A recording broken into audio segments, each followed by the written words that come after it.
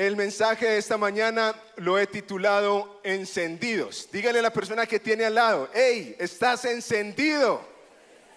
Y si tiene una mujer rubia o un hombre rubio, dígale: estás más encendido.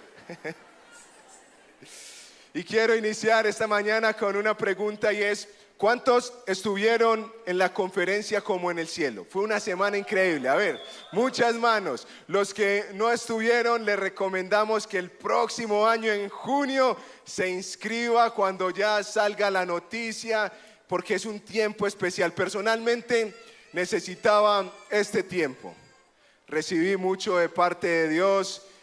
Venía pasando por tiempos difíciles, noticias no tan buenas. ¿A alguien le ha pasado que hay temporadas de noticias no tan buenas donde uno se siente cansado, se siente agotado, se siente sin fuerzas? Y para mí la conferencia Como en el Cielo fue como si de nuevo me hubiera podido recargar de Dios, como si me hubiera oxigenado, como si algo dentro de mí se encendiera de nuevo. Y yo sé que para los que estuvieron en la conferencia también causó eso en sus corazones y en sus vidas. Y creo que como iglesia tenemos una gran responsabilidad y un gran privilegio. ¿Y sabes cuál es? Que podamos seguir anunciando y extendiendo el reino de los cielos aquí en la tierra. Quiero que me acompañes a Levíticos 6, del 12 al 13. Y dice: entre tanto, el fuego del altar debe de mantenerse ardiendo, nunca deberá apagarse.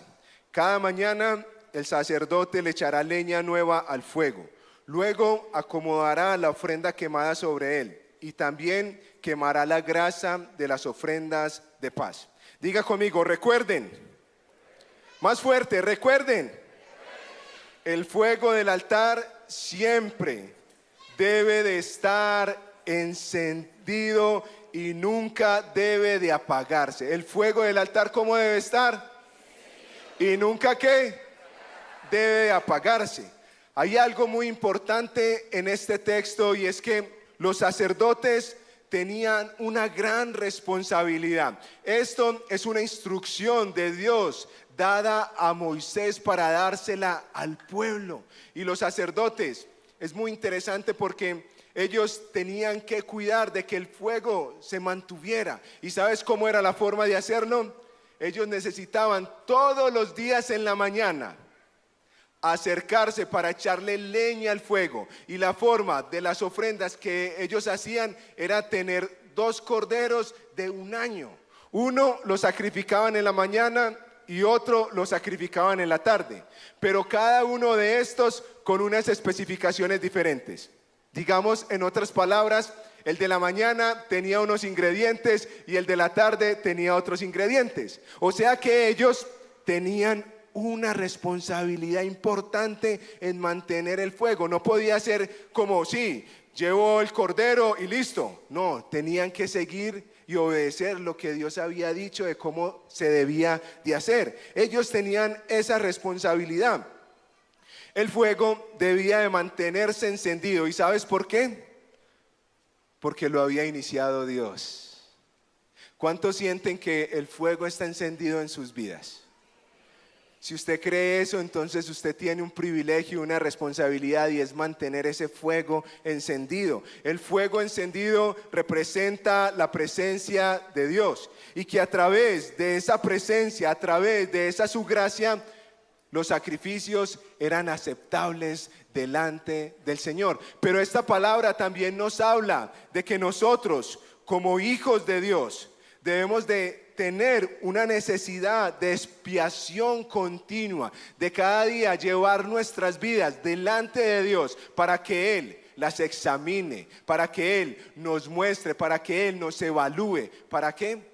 Para ser cada día como fue Jesús. El fuego también representa esa presencia de Dios, y cuando nos acercamos al fuego de la presencia de Dios, ¿sabes qué está pasando? Nuestro corazón se parece más al de Jesús, porque nuestro corazón se purifica por su fuego, y eso es lo que Él quiere, que nosotros permanezcamos encendidos.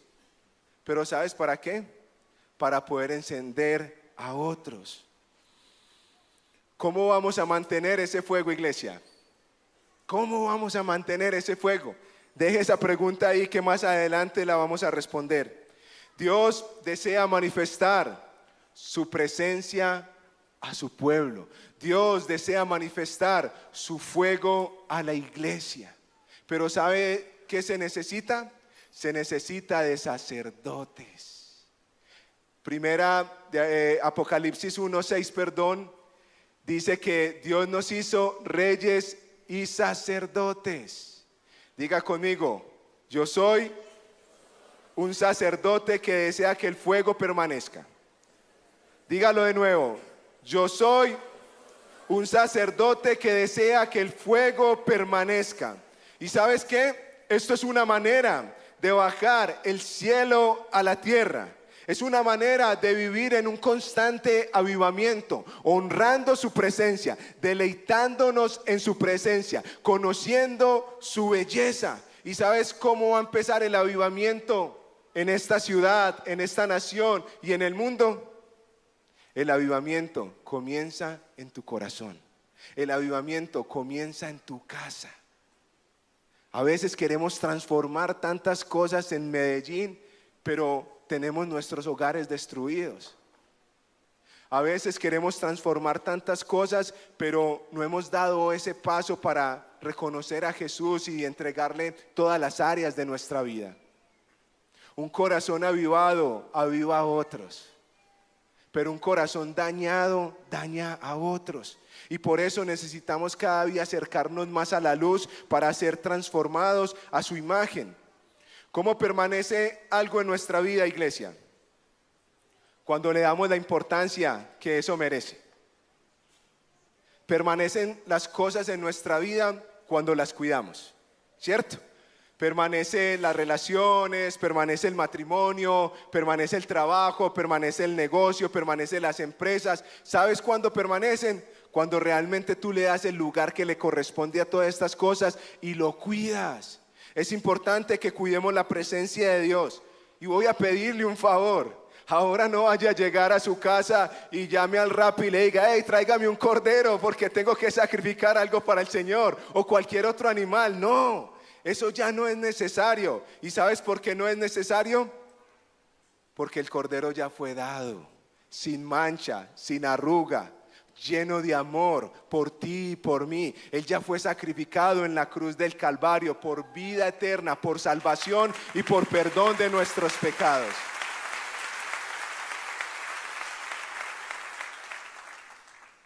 ¿Cómo puedes cuidar ese fuego? Persigue la pureza. Cuando andamos en pureza, cuando perseguimos la pureza, cuando cuidamos lo que vemos, cuando cuidamos lo que escuchamos y cuando cuidamos lo que hablamos. Es importante que nosotros podamos entender que en la boca hay poder de vida o de muerte. Cuando tú usas tu boca para bendecir, ¿sabes qué va a pasar en tu vida? Ese fuego cada vez va a empezar a encenderse más. Cuando tú declaras vida sobre tu familia, sobre tus hijos, sobre el trabajo, sobre el negocio, sobre lo que Dios ha puesto en tus manos, ese fuego comienza a encenderse, porque ¿sabes qué estás haciendo con tu boca? Primeramente honrando a Dios, y la consecuencia va a ser que tu vida sea bendecida. Cuando somos conscientes, iglesia, que Dios vive en nosotros a través del Espíritu Santo, tenemos la confianza de acercarnos confiadamente a Él para recibir su perdón y su restauración. Y creo que en esta mañana hay personas que sienten que no pueden acercarse al Señor. Creen que lo que hicieron, Dios no lo puede perdonar. Creen que lo que hicieron es tan sucio, es tan grave, que la misericordia de Dios y la compasión no alcanza. Pero déjame decirte algo: tú eres creación de Dios. Y Dios tiene un plan y un propósito contigo. El enemigo ha querido meterte mentiras a tu mente, pero la buena obra que Él comenzó en ti la está perfeccionando. Dile a tu mente: no, eso no es la voz de Dios, esa es la voz del enemigo, y la voz del enemigo no la acepto en mi vida, porque yo soy una obra maestra, soy creación perfecta. Tú eres un hijo de Dios, eres amado, eres perdonado. ¿Y sabes qué? Desde hoy hay conciencia que el Padre mora en ti a través del Espíritu Santo. Amén. Debemos de honrar la presencia también y no contristar al Espíritu Santo. El Espíritu Santo tiene emociones. ¿Sabes por qué tiene emociones? Tiene emociones y sentimientos porque es una persona. La persona del Espíritu Santo. O sea que al Espíritu Santo le podemos dar alegrías, pero también le podemos dar tristezas. ¿Y sabes cómo le damos alegrías o tristezas? En la forma que vivimos. En la forma que vivimos. Segunda de Corintios 2:15 dice: nuestras vidas son la fragancia de Cristo que sube hasta Dios. Pero esta fragancia se percibe de una manera diferente por los que se salvan y los que se pierden. Cuando una persona reconoce a Jesús como Señor y su Salvador, ¿sabes qué está pasando? Está subiendo un olor fragante. Está subiendo un olor fragante. Cuando nosotros nos consagramos a Dios, vivimos en santidad, vivimos en integridad, ¿sabes qué está sucediendo? Que está subiendo un olor fragante ante Dios. El fuego está encendido en nosotros. Y que nuestra vida, esa es la oración, iglesia, que nuestra vida, que nuestras acciones, que nuestras palabras, que nuestros pensamientos sean como olor fragante ante Dios. ¿Cuántos lo creen? Amén.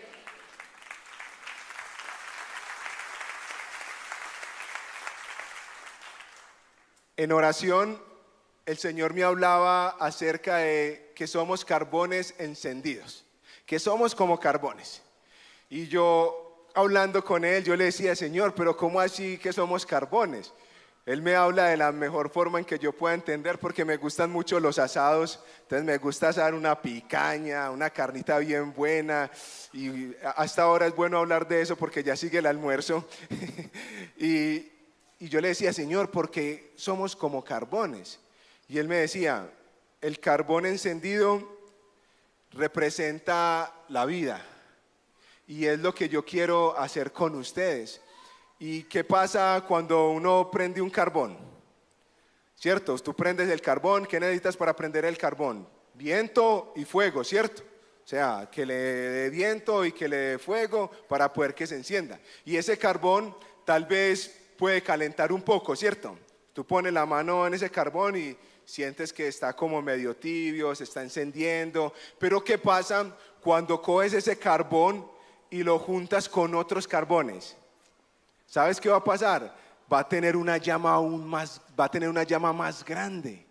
Y el Señor me decía eso. El soplo y el fuego lo di en la conferencia como en el cielo. Ahí soplé vida sobre cada persona, soplé el fuego sobre cada persona. Y lo importante de lo que le estoy diciendo, y me decía: nos necesitamos los unos a los otros, necesitamos encender a las personas que no están encendidas, necesitamos ir a dar luz y fuego a las personas que aún no conocen. Necesitamos llevar ese fuego y esa presencia de Dios a las áreas de oscuridad, a los montes de influencia. Pero ¿qué pasa si ese carbón está con los otros ya encendido y lo separamos? Se apaga. O sea que nos necesitamos los unos a los otros. Por eso estás en comunidad, estás en casa. Esto es una comunidad hermosa, una comunidad que nos ayuda a buscar siempre el rostro de Jesús. La intimidad con Dios no debe ser solo nuestra primera prioridad, sino nuestra primera necesidad. Tenemos una tendencia de crear a Dios a nuestra imagen y no ser formados a su imagen. Y claro, iglesia, que en medio del dolor, en medio de las pruebas, en medio de las dificultades, en medio después de recibir una conferencia, palabras tan poderosas, vamos a enfrentar problemas, vamos a enfrentar dificultades. Y para muchos de nosotros, tal vez después de la conferencia, llegó el lunes, llegó el martes, llamaron, no han pagado el servicio, debe el arriendo, su hijo no se está comportando bien en el colegio, tal vez su esposo salió de casa porque se quiere divorciar. Y eso puede pasar. Pero ¿sabes qué? Eso no puede determinar nuestra adoración a Él. Las situaciones y las circunstancias no pueden determinar que le adoremos a Él. Nosotros lo adoramos a Él no para recibir algo a cambio, lo adoramos por quién es Él. Porque Él es digno, Él es bueno, Él es bondadoso, Él es maravilloso y es un Padre que da más de lo que nosotros necesitamos. Y para ver mejor esto, quiero que me acompañen a Mateo 14, 13, 21. Mateo 14, 13, 21. Es una historia fascinante. La Biblia está llena de historias preciosas y esta es una de ellas. En cuanto Jesús escuchó la noticia, salió en una barca a un lugar alejado para estar a solas. ¿Por qué Jesús se montó a una barca y quería estar en un lugar alejado para estar a solas? Porque se sentía triste. ¿Y sabes por qué se sentía triste? Porque habían matado a su amigo Juan. Continúo leyendo. Pero las multitudes oyeron hacia dónde se dirigía y lo siguieron. Y lo siguieron a pie desde muchas ciudades. Cuando Jesús bajó de la barca, vio a la gran multitud, tuvo compasión de ellos y sanó los enfermos. ¿Te imaginas eso? En medio de lo que Jesús estaba experimentando, en medio de su dolor, en medio de su rabia, en medio de su frustración, vemos que Él quería estar a solas. Iglesia, por ser cristiano no somos superhéroes. A veces necesitamos estar a solas, a veces necesitamos siempre reencontrarnos con el Padre en el lugar secreto. Y eso es lo que Jesús estaba haciendo. Jesús quería estar a solas para recargarse del Padre, para escuchar la voz de su Padre, para continuar la obra. En medio de esa soledad, Él se estaba encontrando con su Padre. Necesitaba tomar esas fuerzas para continuar la obra. Pero algo muy lindo de esta historia es que dice que Él fue movido a compasión y sanó enfermos. Eso quiere decir que los deseos del Padre eran más fuertes que los deseos de Jesús, que Él quería hacer la voluntad del Padre y no su propia voluntad. Y si queremos vivir una vida llena de avivamiento, de estar encendidos en Dios, necesitamos decirle: Señor, tengo esta dificultad, tengo este problema, quiero que me ayudes, pero quiero caminar contigo de la mano. No quiero vivir una vida autosuficiencia, quiero vivir una vida conforme a tu plan, conforme a tu propósito y conforme a tu voluntad.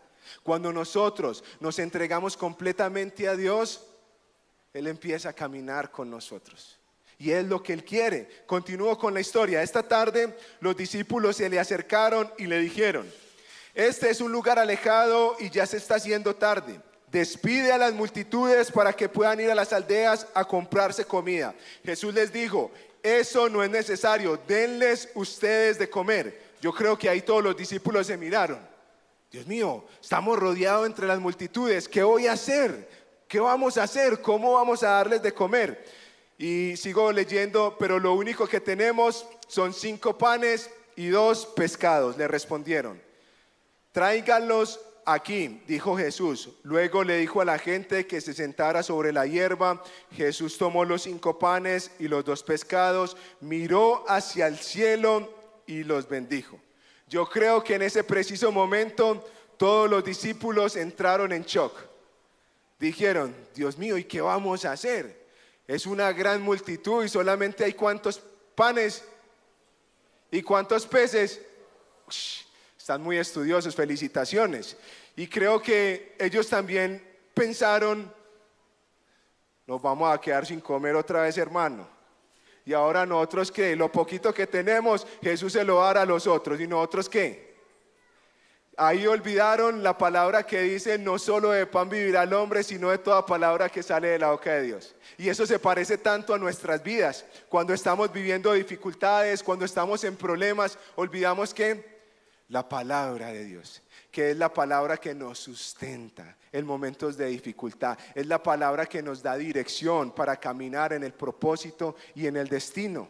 Continúo leyendo. Después partió los panes en trozos y se los dio ¿a quién? ¿A quién le dio los panes? A sus discípulos, quienes lo distribuyeron entre la gente. Todos comieron cuanto quisieron, y después los discípulos juntaron 12 canastas con lo que sobró. Aquel día unos 5,000 hombres se alimentaron, además de mujeres y niños. Y aquí empieza un delicioso sonido de piano. Y es muy interesante en el texto porque dice que alimentaron a 5 hombres, aparte de las mujeres y de los niños. Se estima que más o menos con 5 panes y 2 peces alimentaron de 10,000 a 15,000 personas. ¡Wow! ¡Wow! Eso es increíble. Para los que pensaban que era algo insuficiente, que era algo insignificante, ¿sabes qué pasó? En las manos de Jesús fue algo más que abundante. Si tú entregas tu vida a Jesús, si tú caminas con Jesús, así creas que es poco, así creas que es insignificante, ¿sabes qué? Para Jesús eso es más que abundante. Déjame decirte algo, lo que Dios quiere para ti es tu corazón. Él no quiere nada más, quiere tu vida y quiere tu corazón.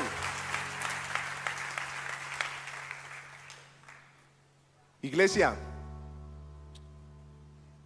quiero hacerte una pregunta más, pero no me respondas a la ligera.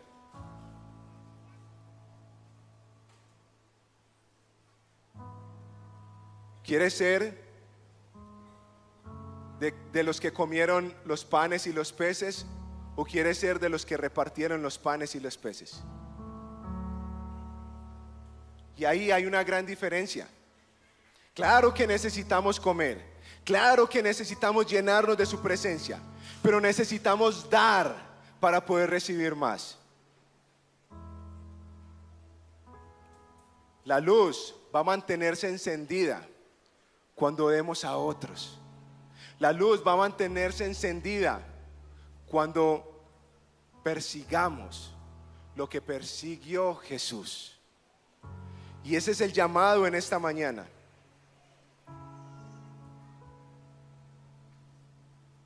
Esto no solamente es una palabra de servicio, es una palabra de confianza, es una palabra de cercanía, porque Jesús los estaba haciendo parte a ellos de una función, de una labor, pero también es una palabra de generosidad. Solo lo que entregas se multiplica, iglesia. Solo lo que entregas se multiplica. Las cosas cuando las guardan no se multiplican. Y por eso lo que tenemos, lo que hemos recibido por gracia, damos por gracia. Por eso nuestra responsabilidad y nuestro privilegio es anunciar y extender el reino de los cielos aquí en la tierra. Tú eres un sacerdote, no lo olvides, eres un rey y sacerdote. La Biblia dice que somos reyes y sacerdotes. De la misma manera, el fuego está dentro de ti y ese fuego no es solo para ti. Ese fuego es para encender a otros. Ese fuego es para ir donde no hay leña. Ese fuego es para ir donde hay leña seca. Ese fuego es para influenciar a las personas que aún no conocen de Cristo.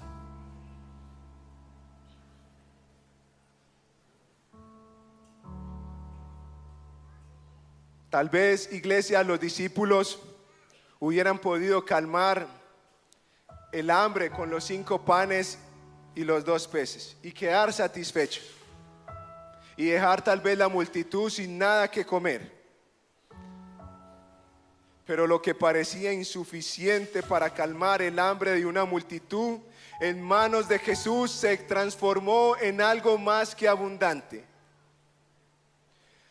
¿Cómo mantenernos encendidos, iglesia? ¿Cómo mantenernos encendidos en Dios? En la conferencia Como en el Cielo recibimos muchas herramientas y yo voy a resumirlo solo en 3. Diga conmigo las 3 P. Cuando permanecemos conectados a la fuente, cuando disfrutamos de la presencia de Dios y cuando buscamos a Jesús en nuestra vida diaria. A veces nos limitamos simplemente a buscar a Jesús en nuestro lugar secreto, sea en la noche, sea en la mañana, y a veces nos limitamos a eso. Pero ¿qué tal si buscamos a Jesús en la cotidianidad? Cuando vamos rumbo al trabajo, cuando voy camino a la universidad, cuando estoy cenando en el restaurante que me gusta cenar, cuando voy en el metro, en el bus, cuando estoy conversando con alguien, ahí es donde nosotros también tenemos que estar conectados a la fuente. Nuestra comunión y amor por Él no están determinados por las situaciones o las circunstancias. Lo adoramos a Él por quién es Él. Lo segunda P, cuando perseveramos en la palabra. Y quiero ser muy honesto. A veces me cuesta conectarme profundamente con la palabra. No sé si a usted también le ha pasado. Y por eso hablo que debemos de perseverar en la palabra. Porque la palabra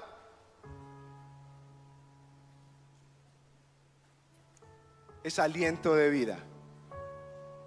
Porque la palabra de Dios es el manual de vida. Y es el único libro que leemos y el autor está presente. Y es muy lindo porque cuando leemos este libro podemos preguntarle al autor y el autor responde. Y esa palabra nos lleva a desatar un nivel de fe mayor, pero también nos ayuda a ser sensibles a escuchar la voz de Dios y no solamente oírla, sino obedecerla. La tercera P, cuando perseguimos actos de fe, cuando se despierta una nueva hambre por contarles a otros de lo que Dios ha hecho en nuestra vida, cuando traemos personas a la iglesia, cuando vivimos una vida de generosidad, cuando nos mantenemos en oración y en intercesión y cuando vivimos una vida llena de servicio. Y el mayor ejemplo es Jesús. El que quiera ser primero entre ustedes debe de servir a los demás. Esta vez la iglesia representa nuestra vida.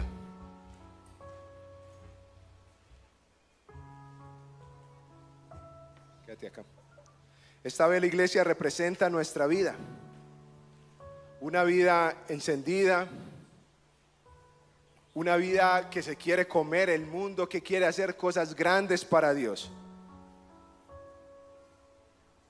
Pero llega un momento donde entra el egoísmo, donde decimos: no necesito a la comunidad, no necesito a líderes o mentores, quiero vivir mi vida a mi manera, porque creo que tengo las capacidades y las habilidades.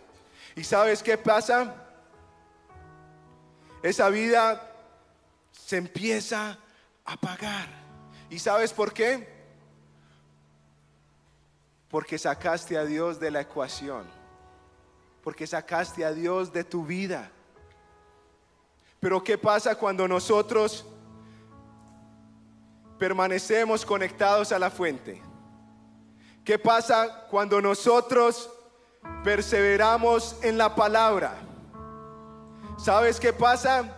Hay un soplo de vida que da más vida a nosotros y vida en abundancia. ¿Qué pasa cuando perseguimos actos de fe? esa llama permanece encendida. ¿Y sabes por qué? Porque el Espíritu de Dios está soplando, soplando, soplando, soplando. ¿Y para qué? Para que no vivas una vida común y corriente, porque eres llamado a vivir una vida extraordinaria. ¿Y sabes por qué? Porque eres creación de Dios, eres hijo de Dios, eres amado, eres perdonado. Iglesia, la diferencia entre donde tú estás y donde Dios te quiere podría ser esa dolorosa decisión que aún no quieres tomar.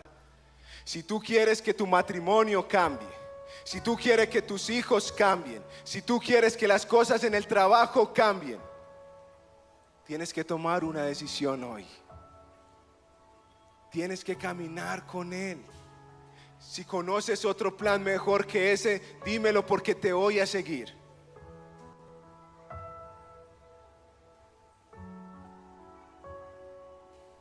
Hace 26 años conocí de Dios y mi vida no ha sido perfecta. Pero en momentos de tormenta, en momentos de tempestades, adivine quién ha estado en mi barco. Él.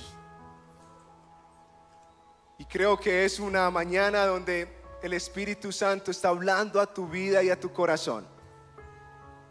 Y te está diciendo: es tiempo de que te enciendas por completo. Es tiempo de que perseveres en mis caminos. Es tiempo de que camines de mi mano.